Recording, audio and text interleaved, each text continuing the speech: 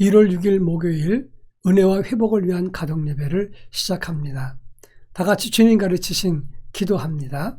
하늘에 계신 우리 아버지, 아버지의 이름을 거룩하게 하시며 아버지의 나라가 오게 하시며 아버지의 뜻이 하늘에서와 같이 땅에서도 이루어지게 하소서. 오늘 우리에게 일용할 양식을 주시고 우리가 우리에게 잘못한 사람을 용서하여 준 것 같이 우리 죄를 용서하여 주시고 우리를 시험에 빠지지 않게 하시고 악에서 구하소서. 나라와 권능과 영광이 영원히 아버지의 것입니다. 아멘. 찬송가 366장 어두운 내 눈 밝히사, 찬송가 366장을 부릅니다.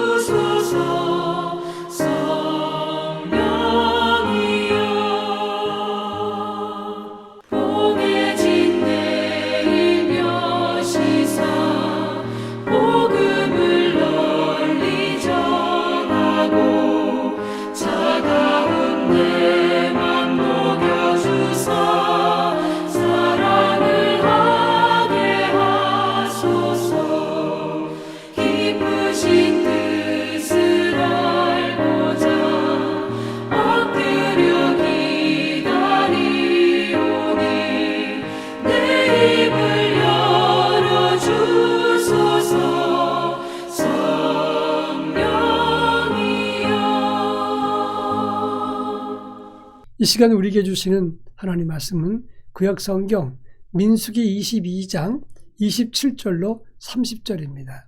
민수기 22장 27절로 30절 말씀을 한 절씩 읽겠습니다. 제가 전체를 읽겠습니다. 나귀가 여호와의 사자를 보고 발람 밑에 엎드리니 발람이 노하여 자기 지팡이로 나귀를 때리는지라.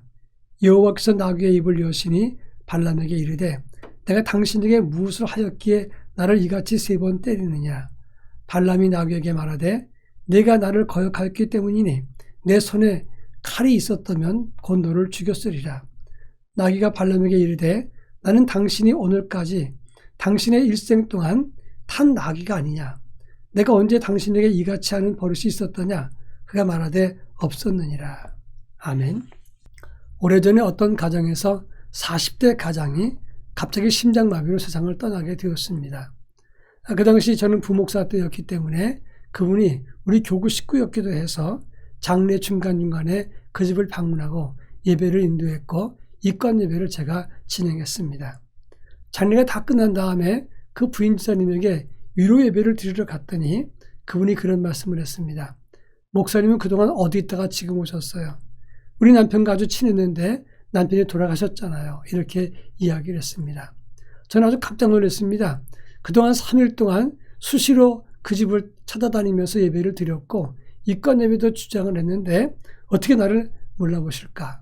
너무나 슬픔이 크기 때문에 몰라보는구나 생각을 하고 함께 울었던 기억이 납니다. 사람은 눈을 뜨고도 보지 못할 때가 있는가 하면 눈을 감았더라도 영적으로 보는 경우가 많이 있습니다. 오늘 본문의 말씀은 이스라엘 백성들이 가나안 땅을 향해서 가다가 모압 땅을 지나게 되었습니다. 그장 모압 왕 발락은 발람에게 이스라엘을 저주하도록 요청했다고 하는 것입니다. 이방 예언자였고 복술가였던 발람은 이 모압 왕 발락의 요청을 받고 가려고 했지만 하나님의 영이 강권해서 그는 갈 수가 없어서 거절했습니다. 그렇지만 발락이 높은 자리를 준다. 그리고 부귀영화를 보장한다고 했을 때 발락에게 가다가 칼을 들고 서 있는 여호와의 사자를 보지 못했다 하는 것이 오늘 우리가 읽은 본문의 내용입니다. 이 본문에 보면 23절과 24절에서 여호와의 사자가 칼을 빼들고 발람의 길을 지키고 있었습니다. 그런데 탐욕이 어두웠던 발람은 그것을 보지 못했다고 하는 것입니다. 나귀 타고 갈 때 나귀도 보았던 그런 하나님의 사자를 미물인 짐승도 보았는데 바로 하나님 앞에서 탐욕에 먼 이 발람은 보지 못했다고 하는 겁니다. 사람은 욕심과 흥분과 감정, 미움과 증오에 빠지게 되면 눈을 떠도 보지 못하는 경우가 많다고 하는 것입니다. 얼마 전에 제가 버스를 탔는데 그 버스 안에 젊은 사람 둘이가 서로 한 자리에 앉아 있었습니다. 그 옆에도 충분히 비어 있었는데 두 사람이 폭에서 앉았습니다. 그런데 누가 봐도 두 사람이 좋아하는구나 하는 걸 알 수가 있습니다. 근데 그 버스에 사람들이 있었는데 애정 표현을 심하게 했습니다. 탄 사람들이 불편하게 생각을 하는데 그들만 모르는 것 같았습니다.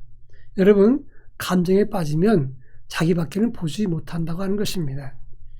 그런가 하면 27절에 보면 발람은 길을 더 가지 않는 나귀를 지팡이로 3대 때렸습니다. 나귀는 28절에 보면 오히려 나귀가 발람을 책망합니다. 내가 뭘 했기에 나를 때리느냐? 내가 일생 동안 언제 이같이 한 적이 있었더냐? 이렇게 따졌습니다. 짐승인 내가 이렇게 하면 다 이유가 있는 건데 왜 너는 왜 못 보느냐? 그렇게 행동할 수 있느냐? 내용적으로 보면 짐승이 그렇게 이야기하고 있는 것입니다. 눈이 멀고 영적 눈을 뜨지 못하게 됐던 이 발람은 이렇게 짐승보다 못한 그런 모습을 보였다고 하는 것입니다. 그런 차원에서 한 해를 시작하면서 하나님의 영의 눈을 뜨고 시작해야 된다고 하는 겁니다. 그렇지 않으면 우리가 어리석은 길로 빠질 수가 있는 것이고 명예욕이나 권력이나 탐욕 이런 모든 욕심에 빠져서 어리석은 삶을 살게 되기 때문에 그래서 영의 눈을 뜨고 한 해의 첫 출발을 믿음으로 시작해야 된다 하는 겁니다. 이제 마지막으로 29절에 보면 발람은 내 손에 칼이 있었으면 너는 내 손에 죽었으리라 이렇게 말했습니다. 한마디로 이 발람은 나귀에게 이렇게 말한 겁니다. 너 내 손에 지팡이가 있어서 그렇지 칼이 있었으면 넌 죽었어 말한 겁니다. 눈을 뜨지 못한 사람은 손에 든 것으로 누군가를 사람이나 짐승도 죽일 수 있다는 겁니다.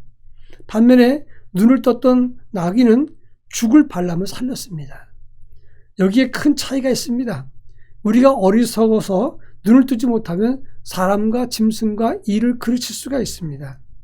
열왕기하서 6장에 보면 도단성을 가득 에워쌌던 이 아람 나라 군대를 보고 엘리사의 종은 내 주여 어찌하리까 낙심했습니다. 그렇습니다. 영의 눈을 뜨지 못하면 낙심합니다. 그래서 눈을 떠야 되는 것이고 눈을 뜨는 영안의 사람이 될 때 하나님의 의를 이루고 하나님 뜻을 찾을 수가 있게 된다고 하는 것입니다. 바라기는 금년 한 해 눈을 뜨고 하나님의 뜻을 찾는 믿음의 사람으로 살아갈 수 있기를 바랍니다. 다 같이 기도합니다.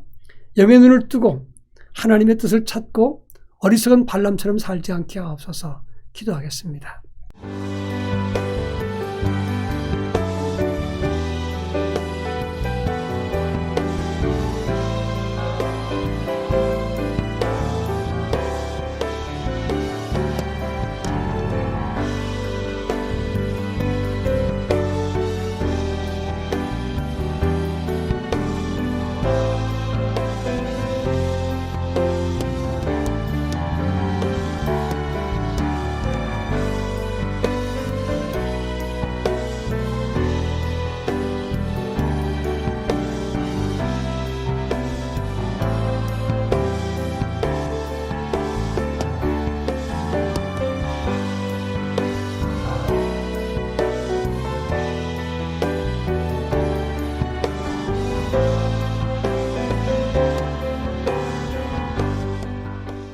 사랑 많으신 하나님 아버지, 2022년 새해에는 발람처럼 탐욕과 정욕의 눈이 어두워서 하나님의 사절을 보지 못하는 어리석은 삶이 아니라 오직 눈을 뜨고 사람을 살리고 하나님의 뜻을 찾아가는 믿음의 사람으로 살아갈 수 있도록 저희 모두에게 은혜를 더하여 주옵소서. 금년 한 해 하나님의 은혜가 하나님 뜻이 밝히 보이는 믿음의 삶을 살 수 있도록 하나님 함께해 주옵소서. 예수님의 이름으로 기도합니다. 아멘.